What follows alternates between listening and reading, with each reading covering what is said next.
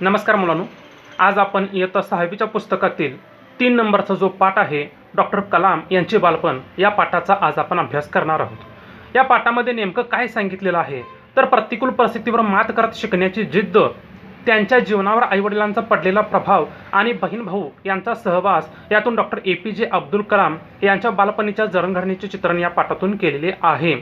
म्हणजे कलाम यांचं व्यक्तिमत्व घडत असताना त्यांना लाभलेला इतरांचा सहवास कसा कसा मिळत गेला आणि त्यातून कलाम कसे कसे घडत गेले याचे सविस्तर वर्णन या पाठात आलेले आहे। आता डॉक्टर APJ अब्दुल कलाम यांची ओळख थोडक्यात सांगायची म्हणजे ते विख्यात अणुशास्त्रज्ञ, भारताचे माजी राष्ट्रपती म्हणून आपल्या सर्वांनाच परिचित आहेत। भारतरत्न या पुरस्कारांनी त्यांना सन्मानित केलेले आहे। तर कलाम यांची ओळख ही संपूर्ण जगालाच एक अणुशास्त्रज्ञ म्हणून आहे। असे एक कलाम कसे घडत गेले याचा थोडक्यात काय करणार आहोत की या पाठामध्ये आपण परामर्श घेणार आहोत। आपण काय करूया की थेट आता पाठाला सुरुवात करूया।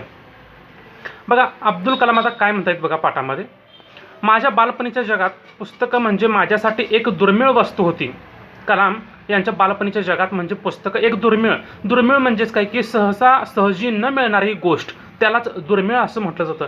तर कलाम यांना लहानपणी पुस्तकं ही शक्यतो वाचायला मिळायची नाहीत, त्यांच्यासाठी ती दुर्मिळ म्हणजे सहजासहजी न मिळणारी अशी गोष्ट ही होती। आमच्या गावात STR माणिक्कम नावाचे एक क्रांतिकारक राष्ट्रभक्त राहत होते। आता कलाम यांच्या गावातच एक राष्ट्रभक्त राहत होते, त्यांचं नाव होतं STR माणिक्कम। त्यांच्याकडे पुस्तकांचा बऱ्यापैकी संग्रह होता। संग्रह म्हणजेच काय की साठा असेने, म्हणजे त्यांच्याकडे बरीचशी पुस्तके ही साठवलेली होती, कारण त्यांना वाचनाचं हे वेड होतं। त्यांनी मला पुस्तके वाचण्यासाठी सदैव उत्तेजन दिले। आता हे माणिक्कम हे जे राष्ट्रभक्त आहेत त्यांनी कलाम यांना काय केलेलं आहे की पुस्तके वाचण्यासाठी नेहमीच काय केलेलं आहे की उत्तेजन दिलेलं आहे। उत्तेजन देणे म्हणजेच काय की प्रेरणा देणे, मोटिवेट केलेलं आहे त्यांना पुस्तके वाचण्यासाठी। मीही मिळेल ते वाचत गेलो। पुस्तके मागण्यासाठी मी त्यांच्या घरी धाव घेत असे। कलाम यांनी सुद्धा काय केलेलं आहे बघा की लहानपणी जी जी काही पुस्तके त्यांना मिळतील ती पुस्तके कलाम हे वाचत गेलेले आहेत आणि पुस्तके मागण्यासाठी काय केलेले आहेत की त्यांनी त्यांच्या घरी धाव घेत असत। म्हणजे यांना पुस्तकं जर का वाचायचं असेल तर कलाम काय करत की माणिक्कम यांच्या घरी जाऊन पुस्तके मागून घेत आणि कलाम काय करतात की आपली वाचनाची जी भूक आहे ती भूक भागवण्याचं काम करत असायचे। तर ह्या पॅराग्राफमधून आपल्याला काय कळतं की कलाम यांना वाचनाची किती आवड आहे हे आपल्याला दिसून येतं आणि वाचनासाठी जे लागणारं साहित्य आहे ते त्यांना जरी मिळत नसलं तरी ते दुसरीकडून किंवा इतरांकडून कशा प्रकारे मिळवून घेत असत आणि आपलं वाचनाचं जे प्रेम आहे ते पूर्ण करत आहेत हे आपल्याला काय होतं की या परिच्छेदातून मुलांनीतून दिसून येतं। आता दुसऱ्या परिच्छेदामध्ये काय सांगितलेलं आहे पहा, माझ्या लहानपणी शमसुद्दीन नावाच्या माझ्या एका दूरच्या भावाचा माझ्यावर बराच प्रभाव होता। आता शमसुद्दीन हा कलाम यांचा काय आहे की लांबचा भाऊ नात्यामध्ये लागतो, तर त्याचा बराचसा प्रभाव काय आहे की कलाम यांच्यावर आहे। म्हणजे त्याच्या व्यक्तिमत्वाचा बराच प्रभाव कलाम यांच्या जीवनावरती पडलेला आपल्याला दिसून येतो। रामेश्वरममध्ये येणाऱ्या वर्तमानपत्रांचा तो एकुलता एक वितरक होता। आता रामेश्वरममध्ये जे वर्तमानपत्रे यायचे, न्यूजपेपर ज्याला असं आपण म्हणतो, त्याचा तो एकमेव वितरक म्हणजेच काय की वाटप करणारा। आता आपण पाहतो की आपल्या गावामध्ये सुद्धा वर्तमानपत्रांचे वाटप करणारे लोक असतात। तसंच शमसुद्दीनचा व्यवसाय काय होता की वर्तमानपत्रांचे वाटप करण्याचा त्याचा व्यवसाय होता, म्हणजे व्यवसायाने तो एक वितरक होता। रोज सकाळच्या रेल्वेगाडीने पंबन गावाहून वृत्तपत्रांचे गट्टे येत। आता वर्तमानपत्रांचे गट्टे कुठून यायचे? पंबन या गावाहून वृत्तपत्रांचे गट्टे हे रेल्वेने यायचे। गावातल्या हजारभर सुशिक्षितांच्या वाचनाची गरज भागवणाऱ्या शमसुद्दीनचा व्यवसाय म्हणजे एक खांबी तंबू होता। आता कलाम यांच्या गावात बरेचसे लोक हे सुशिक्षित आहेत आणि सुशिक्षित म्हणलं की त्यांची गरज असते की वाचनावर त्यांचं प्रचंड प्रेम असतं। मग अशा वेळेस त्यांचं हे वाचनाचं प्रेम पूर्ण करण्याचं काम कोण करायचं तर शमसुद्दीन। आणि शमसुद्दीनचा व्यवसाय म्हणजे कसा होता की एक खांबू तंबू, म्हणजे सर्व गरजा शमसुद्दीनच्या या व्यवसायामुळे काय व्हायचे की पूर्ण व्हायच्या, म्हणूनच त्याला एक खांबी तंबू म्हणलेला आहे। म्हणजे सर्व भार एकाच माणसावरती असणे, एकाच माणसाच्या अंगावरती असणे, सर्व गरजा एकाच ठिकाणी पूर्ण होणे, यालाच काय म्हणलेलं आहे की एक खांबी तंबू असं म्हटलेलं आहे। स्वातंत्र्याच्या चळवळीची वाटचाल ग्रामस्थांना समजणे हे महत्त्वाचे कार्य त्यातून साधत असे। बघा, तो काळ हा आपला पारतंत्र्याचा काळ होता, आपल्यावर इंग्रजांची सत्ता होती। तर त्यावेळेस या वर्तमानपत्रातून स्वातंत्र्याबद्दल महत्त्वाच्या बातम्या यायच्या आणि त्या बातम्या समजणं हे ग्रामस्थांना खूपच महत्त्वाचं वाटायचं। त्यातूनच ग्रामस्थांना वर्तमानपत्र वाचण्याची आवड निर्माण व्हायची आणि शमसुद्दीनच्या या व्यवसायामुळे ग्रामस्थांना स्वातंत्र्याच्या चळवळीबद्दलच्या बातम्या ह्या समजायच्या। कोणाला भविष्य जाणून घेण्यात रस असते, तर कोणी चेन्नईच्या मद्रास बाजारपेठेतले सोन्या चांदीचे भाव समजण्यासाठी उत्सुक असत. आता माणूस म्हणला की प्रत्येकाच्या आवडीनिवडी या वेगळ्या असतात. समजा मला स्पोर्ट्सच्या बातम्या वाचायला आवडतं, तर कोणाला आज कोणत्या वाहिनीवर कोणता चित्रपट आहे या बातम्या वाचायला आवडतं, कोणाला बोधकथा वाचायला आवडतं, कोणाला एका व्यक्तीचं व्यक्तिविशेष वाचायला आवडतं.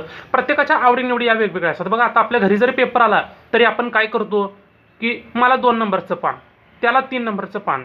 मग आपले वडील काय करतात की वडिलांना पहिलं पान महत्त्वाचं वाटतं, मग आपले वडील पहिलं पान घेतात. म्हणजेच वर्तमानपत्र आपल्या हातात आल्यानंतर आपण काय करतो की त्याच्यामध्ये जी पानं आहेत त्या पानांची विभागणी करतो आणि आपल्याला जो भाग त्यातील आवडतो तो भाग काय करतो की आपण आपल्याकडे घेतो. इथं सुद्धा लोकांना कोणाला सोन्या चांदीचे भाव जाणून घ्यायचे आहेत, कोणाला भविष्य जाणून घ्यायचं आहे, याच्यासाठी लोक काय करत असत की हे वर्तमानपत्र वाचत असत.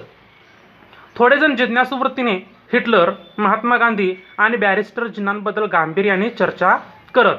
जिज्ञासू वृत्ती म्हणजेच क्युरियासिटी ज्याला आपण असं म्हणतो, म्हणजे त्यांची उत्सुकता असायची कुणाबद्दल वाचण्यासाठी, तर हिटलर आहेत, महात्मा गांधी आहेत आणि बॅरिस्टर जिनांबद्दलही गांभीर्याने चर्चा करत. आता बॅरिस्टर जिना म्हणजे की थोर स्वातंत्र्य सेनानी. पण झाडून सर्वजणांना पेरियार, ई.व्ही. रामस्वामी यांच्या चळवळीबद्दल जाणून घेण्यात रस होता. आता पेरियार ई.व्ही. रामस्वामी यांचा उल्लेख आलेला आहे. हे एक महान असे देशभक्त होते, तर त्यांच्याबद्दल वाचून घेण्यात सर्वांनाच रस असायचा, कारण त्यांचं कार्यच तसं उत्तुंग होतं. म्हणून काय होतं की लोकांना त्यांचं जे कार्य आहे ते जाणून घेण्यात विशेष रस असायचा. दिनमणी हे त्यावेळचे सर्वात लोकप्रिय तमिळ वर्तमानपत्र होते. बघा, त्यावेळचं सर्वात लोकप्रिय वर्तमानपत्र कोणतं आहे, म्हणजे गाजलेला न्यूजपेपर कोणता आहे, तर दिनमणी हे काय की तमिळ वर्तमानपत्र हे गाजलेलं आहे. छापलेले शब्द त्यावेळी मला वाचायला येत नसत. अब्दुल कलाम हे त्यावेळेस लहान होते, त्यामुळे त्यांना छापलेले शब्द हे शक्यतो सहजासहजी वाचायला येत नसायचे. त्यातील चित्रांकडे बघून मी समाधान मानत असे. आता बघा, आपल्या घरी सुद्धा लहान बहीण भावंडे असतात, त्यांना सुद्धा वाचता येत नाही, पण एखादं पुस्तक जरी हातामध्ये पडलं तरी त्यांना ते चित्रावरून काय होतं की समाधान म्हणतात. म्हणजे चित्र पाहूनच काय करतात की त्यांना आनंद वाटतो. आपलं सुद्धा लहानपणी असंच असतं. बघा, आपल्याला एखादा चित्रपट जेव्हा आपण पाहतो ना, तेव्हा त्या चित्रपटातील आपल्याला भाषाही समजत नसते, पण आपण व्हिडिओ पाहून, पण आपण चित्र पाहून काय करत असतो की तो व्हिडिओ किंवा चित्र समजून घेण्याचा प्रयत्न करत असतो. अब्दुल कलामांचं सुद्धा तसंच आहे. त्यांना जरी ती छापलेली अक्षर वाचता येत नसली तरी त्यातील चित्रांवरून काय करायची की ते समाधान म्हणून घ्यायची. शमसुद्दीन आपल्या गिरायकांना पेपरचा अंक वाटण्यापूर्वी मी त्यातील चित्रे बघून घेत असे. आता शमसुद्दीन काय करायचं की गिरायक आलं की प्रत्येकाला पेपर हा विकत द्यायचा. हे पेपर सर्व वाटप होण्यापूर्वीच अब्दुल कलाम काय करायचे की त्यातील सर्व चित्रे हे पाहून घेत असत. मी 8 वर्षाचा असताना सन 1939 मध्ये दुसरे महायुद्ध पेटले. बघा, अब्दुल कलाम ज्यावेळेस वयाने 8 वर्षाचे होते त्यावेळेस काय झालेलं आहे की दुसऱ्या महायुद्धाला ही सुरुवात झालेली आहे. काय कारण असेल ठाऊक नाही, पण त्या सुमारास बाजारात चिंचुक्यांना अचानक भरपूर मागणी आली. नेमकं लेखकाला सुद्धा म्हणजे अब्दुल कलाम यांना सुद्धा कारण त्याचं माहीत नाही आहे, पण चिंचुके जे आपण म्हणतो आंबट चिंचा झाडाला लागतात, त्याच्या आतील जे बिया असतात त्यांना चिंचुके असं म्हटलं जातं. बाजारामध्ये काय झालेलं आहे की या चिंचुक्यांना एकाएकीच काय झालेलं आहे की अचानक ही मागणी आलेली आहे, त्याला दर सुद्धा चांगला आलेला आहे. मी चिंचुकी गोळा करून मशिदीजवळच्या एका दुकानात देत असे. आता लेखक काय करायचे की ही चिंचुकी गोळा करून एका मशिदीजवळच्या दुकानात देत असायचे आणि अख्खा एक आणा कमावत असे. बघा, ते चिंचुकी गोळा करून दुकानात विकल्यानंतर कलाम यांना एक अख्खा नाणा म्हणजे पूर्ण नाणा त्यांना मिळायचा असे. माझ्या वडिलांनी लाकडी नौका बांधायचा व्यवसाय करायचे ठरवले. आता लाकडी नौका म्हणजेच काय की ज्याला आपण होडी असं म्हणतो, समुद्रात चालवली जाते ती, त्याला होडी असं म्हटलं जातं. अहमद जलालुद्दीन नावाच्या एका आमच्याच गावातल्या कंत्राटदाराबरोबर समुद्रकिनारी ते रोज काम करू लागले. बघा, आता अब्दुल कलाम यांचे वडील जे आहेत ते काय करू लागलेले की हे नौका बांधण्याचं त्यांनी व्यवसाय चालू केलेला आहे आणि त्यांच्याच गावातील अहमद जलालुद्दीन नावाचा एक जो इसम आहे म्हणजे व्यक्ती, त्याच्याबरोबर काय करू लागलेले आहे की ते समुद्रकिनारी रोज काम करू लागलेले आहेत. पुढे जलालुद्दीन यांनी माझ्या बहिणीशी जोहराशी विवाह केला. बघा, पुढे काय झालेलं आहे बघा, अब्दुल कलाम यांची जी बहीण आहे जोहरा, याच्याशी अहमद जलालुद्दीन यांचा विवाह झालेला आहे. म्हणजेच काय झालेलं आहे की त्यांचं लग्न झालेलं आहे. म्हणजेच आता जलालुद्दीन आणि अब्दुल कलाम हे एकमेकांचे इथं नातेवाईक बनलेले आपल्याला मित्रांनो दिसून येतात. जलालुद्दीन मला युद्धाच्या कथा सांगत असे आणि मग दिनमणीच्या शीर्षकातून मी त्या शोधत राही. बघा, त्यावेळेचा प्रसंग जो होता, काळ जो होता तो युद्धाचा होता. महायुद्ध हे पेटलेलं होतं आणि जलालुद्दीन काय करायचं की अब्दुल कलाम यांना त्या युद्धाच्या कथा सांगत राहील आणि अब्दुल कलाम काय करायचे की वर्तमानपत्रातून त्या युद्धाच्या कथा कुठे पाहायला मिळतात का चित्रांच्या सहाय्याने ते शोधण्याचा प्रयत्नही करायचे. आमच्या छोट्या दूरस्थ गावात युद्धाचे दृश्य परिणाम जाणवणे जवळजवळ अशक्य होते. आता अब्दुल कलाम यांचं गाव हे खूपच छोटंसं होतं आणि युद्धाचे परिणाम जरी जाणवले तरी ते मोठमोठ्या शहरात म्हणजे मुंबई म्हणा, पुणे म्हणा यासारख्या शहरांमध्ये किंवा भारताच्या ज्या सीमा ज्या जवळच्या आहेत अशा प्रदेशात काय होतं की युद्धाच्या झळा ज्या आहेत त्या लगेचच जाणवतात. पण अब्दुल कलाम हे एका छोट्याशा खेड्यात राहत होते आणि त्या छोट्याशा खेड्यामध्ये या युद्धाच्या झळा ज्या आहेत त्या झळा इतक्या लवकर जाणवणे हे अशक्य होते. पण हळूहळू भारताला सक्तीने युद्धात सामील व्हावे लागले आणि देशात आणीबाणी पुकारली गेली. पण काय झालेलं आहे बघा की भारताला युद्धात सक्तीने सामील व्हावं लागलेलं आहे. इच्छा नसताना सुद्धा भारताला सामील व्हावं लागलेलं आहे आणि काय झालेलं आहे की देशात आणीबाणी म्हणजेच निर्वाणीची स्थिती पुकारली गेलेली आहे. म्हणजे याच्यातून परिषदेतून काय सांगितलेलं आहे बघा की चिंचुक्यांना भरपूर मागणी आलेली आहे, महायुद्ध पेटलेलं आहे आणि अहमद जलालुद्दीन याचं काय झालेलं आहे की कलाम यांच्या बहिणीशी जोहराशी विवाह झालेला आहे. हे आपल्याला परिषदेतून दिसून येतं. रोज सकाळी पंबनहून येणारी रेल्वेगाडी रामेश्वरमला थांबेनाशी झाली. आता बघा शमसुद्दीनचा व्यवसाय जो होता तो वर्तमानपत्र वाटण्याचा होता आणि पंबनहून जी रेल्वेगाडी यायची त्याच्यामध्ये त्या वृत्तपत्राचे अंक त्याचे गट्टे बांधलेले असायचे आणि ती रेल्वेगाडी आता मात्र काय झालेलं आहे की रामेश्वरमला थांबेनाशी झालेली आहे. रामेश्वरमला ही रेल्वेगाडी न थांबल्यामुळे त्या वर्तमानपत्रातून जे पेपरचे गट्टे आहेत ते गट्टे कसे घ्यायचे हा प्रश्न आता काय झालेला आहे की शमसुद्दीनला पडलेला आहे. आता शमसुद्दीन याच्यावरती काय तोडगा काढतो आता आपण पाहूया.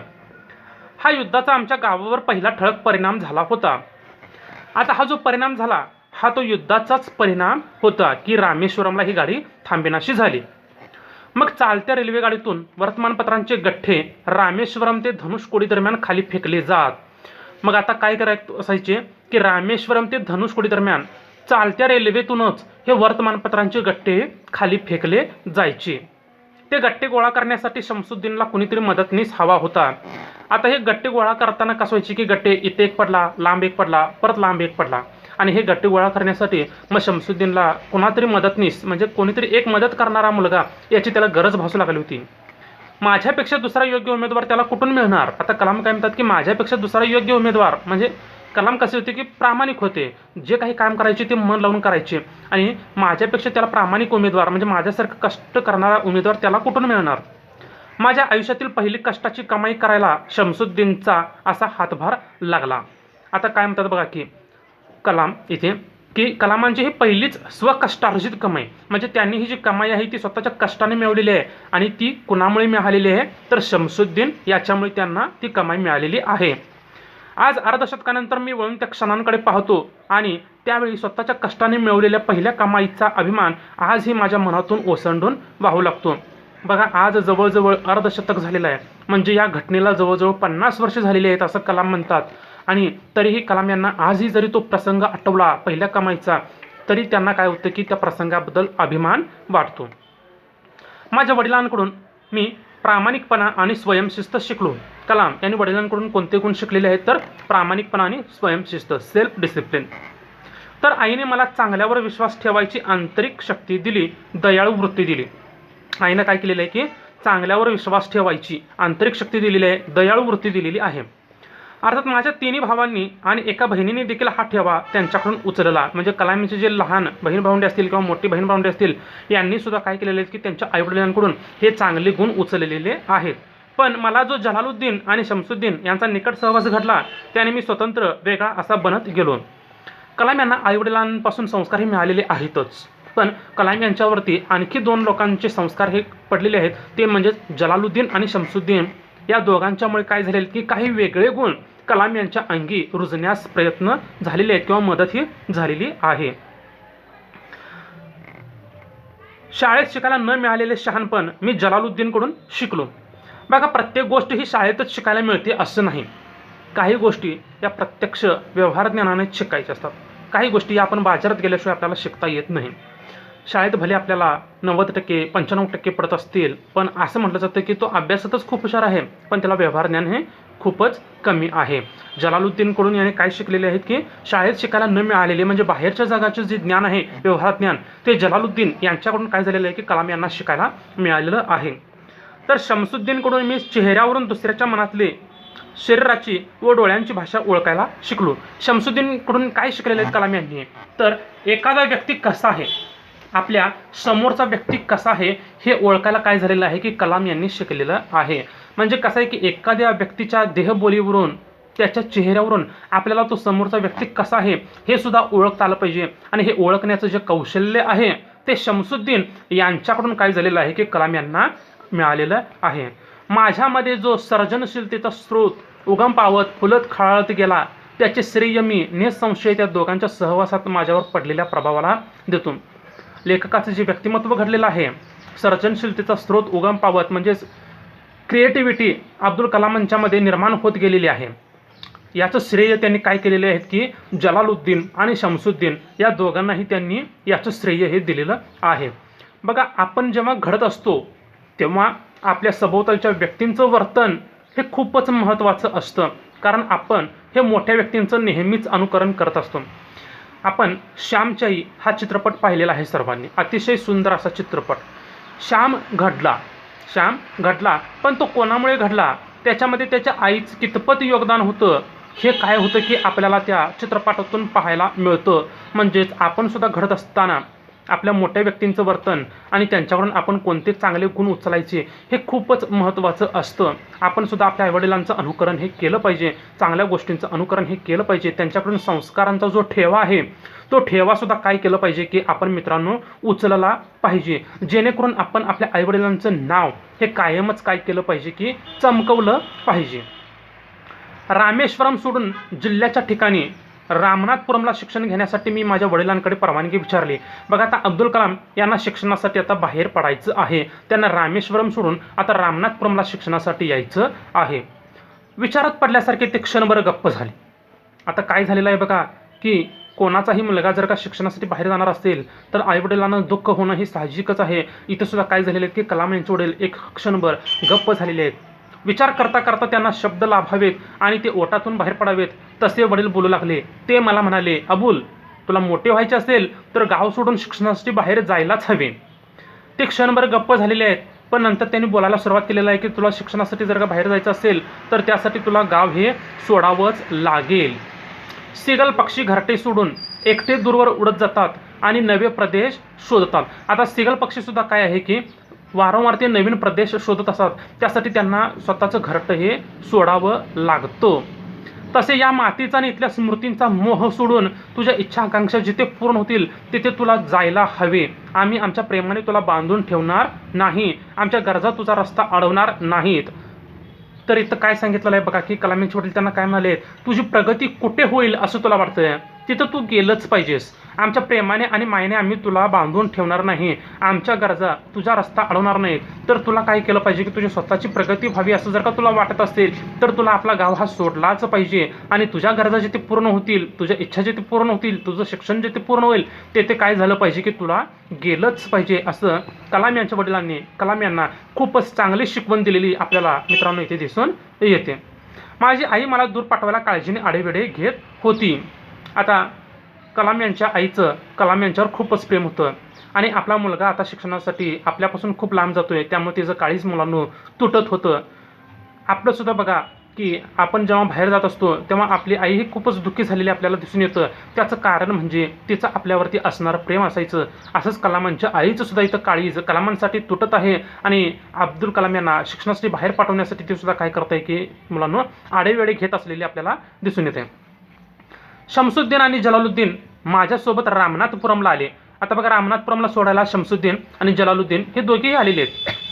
त्यांनी माझे नाव शाळेत घातले, माझी राहण्याची नीट व्यवस्था केली, पण स्वार्ज हायस्कूल आणि या नव्या वातावरणात माझा जीव रमेना. आता अब्दुल कलाम यांना राहण्यासाठी जी काही तयारी आवश्यक होती ती तयारी शमसुद्दीन आणि जलालुद्दीन या दोघांनीही करून दिलेली आहे. पण अब्दुल कलाम यांचा जीव त्या शाळेत लवकर रमेना. कारण जीव रामायचा म्हणल्यास काही थोडे दिवस जावे लागतील. अब्दुल कलाम हे नवीन असल्यामुळं तिथल्या वातावरणाशी अजून ते जुळवून घेण्यात कुठेतरी कमी पडत होते. पण हळूहळू त्यांचा जीव या वातावरणात सुद्धा त्यांनी रमवून घेतलेला आहे. 50,000 वस्ती असलेल्या या शहरात सदैव गजबज असायची. तर या शहराची वस्ती ही जवळजवळ 50,000 होती आणि गजबज म्हणजेच काय की गर्दी असायची, कायम गजबज असायची लोकांची. पण रामेश्वरमला जसा एकजिन्सीपणा होता तसा इथे माझ्या अनुभवाला आला नाही. पण रामेश्वरमचं जसं वातावरण होतं तसं वातावरण काही इथं अब्दुल कलाम यांच्या वाट्याला आलेलं नाही आहे, त्यांना अनुभवाला आलेलं नाही आहे. मला घराची ओढ अस्वस्थ करायची आणि म्हणून रामेश्वरमला जायची प्रत्येक संधी मी उडी मारून साधायचो.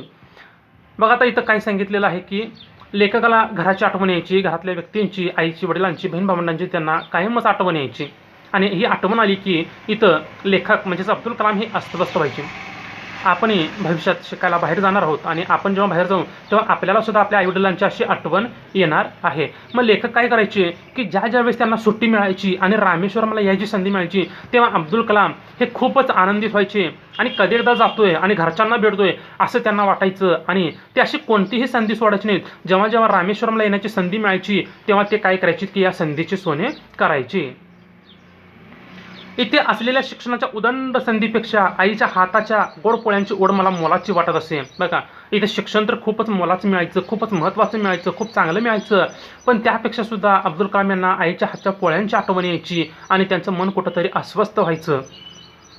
हळूहळू माझे घरापासून दूर जाणे मी स्वीकारत गेलो. नव्या वातावरणाशी जुळवून घ्यायचे मी मनाशी ठरवले. बघा आता लेखकांनी त्यांच्या गावी जाण्याचं प्रमाण जे आहे ते आता हळूहळू कमी केलेलं आहे. कारण त्यांनी स्वतःच्या मनाची आता समजूत घातलेली आहे की मी एकदा गाव सोडलेलं आहे तर आता मला पुन्हा पुन्हा गावची आठवण करून मला आता गावाकडे जाता येणार नाही. कारण मला स्वतःची प्रगती करायची असेल, शिक्षणात काहीतरी मला करून दाखवायचं असेल तर मात्र मला काय करावं लागणार आहे की मला इथंच माझा जीव रमवावा लागणार आहे. आणि कलाम यांनी या नव्या वातावरणाशी जुळवून घेण्याचा प्रयत्न हा केलेला आहे. कारण माझ्या वडिलांच्या माझ्याकडून विशेष अपेक्षा आहेत हे मला ठाऊक होते. कारण इथं अब्दुल कलाम यांचे जे वडील आहेत त्यांना अब्दुल कलाम यांच्याकडून विशेष अशा अपेक्षा आहेत की हा आपला मुलगा नक्कीच काहीतरी करून दाखवेल, अशा त्यांच्या अपेक्षा आहेत. मी कलेक्टर व्हावे अशी त्यांची इच्छा होती. त्यांचे स्वप्न पुरे करणे माझे कर्तव्य होते. बघा अब्दुल कलाम यांच्या वडिलांची अशी अपेक्षा होती की माझा मुलगा हा कलेक्टर झाला पाहिजे आणि त्यांच्या अपेक्षा पूर्ण करणं हे अब्दुल कलाम हे स्वतःचं कर्तव्य समजत असत. त्यासाठी रामेश्वरममध्ये वाटणारी सुरक्षितता, तिथले प्रेमळ वातावरण यांचा त्याग करणे मला भाग होते. बघा आता कलाम इथं काय म्हणतायत की माझ्या वडिलांचं जे स्वप्न आहे ते पूर्ण करण्यासाठी रामेश्वरममध्ये काय मिळत होतं की त्यांना प्रेम मिळत होती, सुरक्षितता मिळत होती, जिव्हाळा मिळत होता, माया मिळत होता. पण या सर्वांचा आता त्यांना त्याग करावा लागणार होता. कारण आपल्या घराच्या आठवणीमध्ये किती दिवस रमणार? जोपर्यंत आपण आपल्या घराच्या आठवणी मागे टाकणार नाही, आपल्या व्यक्तींच्या आठवणी मागे टाकून आपण नव्या वातावरणाशी जुळवून घेणार नाही तोपर्यंत त्यांचं मन ते रमणार नाही. आणि त्याचा परिणाम काय झाला असता की त्यांच्या अभ्यासावरती झाला असता. म्हणून त्यांनी काय केलेलं आहे की वास्तव जे आहे ते वास्तव त्यांनी स्वीकारलेलं आहे की मला माझ्या वडिलांचं स्वप्न पूर्ण करायचं आहे. आणि त्यांनी हळूहळू काय केलेलं आहे की त्या नव्या वातावरणाशी जुळवून घेण्याचा प्रयत्न हे केलेला आहे. तर या पाठातून मुलांना आपल्याला काय शिकायला मिळतं बघा की नेमकं कलाम लहानपणी कशा पद्धतीने घडत गेले, त्यांच्यावर कोणकोणत्या व्यक्तींचा संस्कार झाला. जसं की शमसुद्दीन आहे, जलालुद्दीन आहेत, त्यांची आई आहे, त्यांचे वडील आहेत, थोर देशभक्त आहेत, स्वातंत्र्य सेनानी आहेत, यांचं वाचन आहे.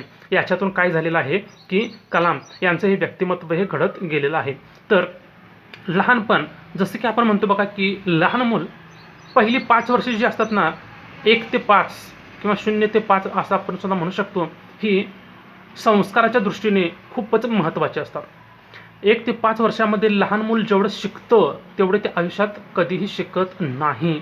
या पहिल्या 5 वर्षातच मूल हे चालायला शिकतं, बोलायला शिकतं, स्वतःचे विचार व्यक्त करायला शिकतं. आणि हे जर का बघितलं तर व्यक्तीच्या विकासातील सर्वात अधिक विकास हा आपल्याला पहिल्या 5 वर्षात होत असलेला दिसून येतो. लहान मूल म्हणजे मातीचा गोळा असं म्हटलं जातं. लहान मूल म्हणजे मातीचा गोळा, त्याला आकार द्यावा तसं ते घडतं असं म्हणतात.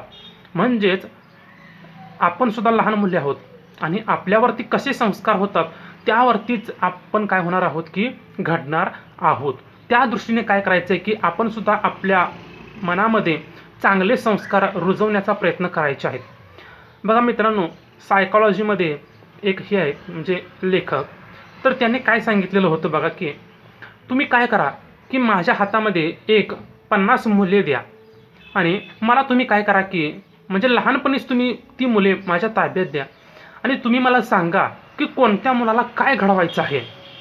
मी काय करेन की त्या मुलांना लहानपणापासूनच ते वातावरण आणि ते संस्कार देण्याचा प्रयत्न करेन आणि मी त्या मुलांना मोठे झाल्यानंतर ज्या क्षेत्रामध्ये घडवायचं आहे ना त्यांना मी घडवून दाखवेनच. आता या लेखकांनी कशाच्या जीवावर म्हटलेलं आहे बरं ते, तर संस्कार म्हणजे लहानपणापासूनच काय करायचं आहे की आपल्याला इथं आपल्या मुलांच्यावरती चांगले संस्कार हे पुरवायचे आहेत. तर इथं चांगल्या संस्कारांचं कितपत महत्त्व आहे हे या आपल्याला पाठातून दिसून येतं आणि त्याचबरोबर आपल्याला शिक्षणासाठीची आपल्या मनामध्ये जिद्द कशी असावी लागते, आपल्यामध्ये प्रयत्न करण्याची धमक कितपत असली पाहिजे हे आपल्याला या पाठातून दिसून येतं. धन्यवाद मित्रांनो.